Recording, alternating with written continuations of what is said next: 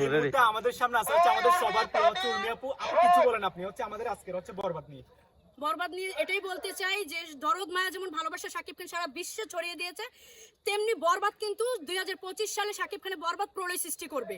ঠিক আছে, শাকিব খানে আমরা যেমন এই যে গ্রামীণ পরিবেশে এসে এরকম একটা আনন্দ করতেছি পিকনিক, এটা কার জন্য? এটা শাকিব খানের জন্য। এবং শাকিব ইয়ানরা যে একটা মিলন মেলায় আমরা আসছি, এটাও সামনে আপনার দরদ মায়া ভালোবাসা ছড়িয়ে দিয়েছে। এবং বরবাদ নিয়ে এটাই বলবো, যারা ষড়যন্ত্র করেছে তাদেরকে বলবো, ভাই তোমরা মনে রাগ হিংসা সবকিছু বাদ দিয়ে না একটু ভালোবাসা মনে আনো, একটু গোলাপ ফুলের মতো মনটা নরম করো। ঠিক আছে, তাহলে মনে করো, তাহলে তোমরাও দেখবা যে সাকিবিয়ানদের মন কত বড় এবং সাকিব খানের মন কত বড়, সেটা বুঝতে পারবা। সেটা 2025 সালে আমরা সবাই দেখিয়ে দেব। Love you all, love you Shakib Khan, love you Shakibian. এই মুহূর্তে আমাদের সামনে আছে হচ্ছে আমাদের সবার প্রিয় সোহাগ। সোহাগ তুমি কিছু বলো আজকের বরবাদের অনুষ্ঠান নিয়ে। শর্টকাট কিছু কথা বলি, শাকিব খানকে নিয়ে কথা বললে তো কথা শেষ হবে না।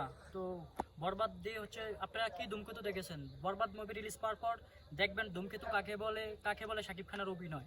তো পুরো ওয়ার্ল্ড যেভাবে কাঁপিয়েছেন তুফান মুভির মাধ্যমে, বরবাদ দিয়ে এর থেকে রিডাবল কাঁপাবে পুরো ওয়ার্ল্ড বরবাদ মুভির মাধ্যমে। সেই অপেক্ষাটাই করেন।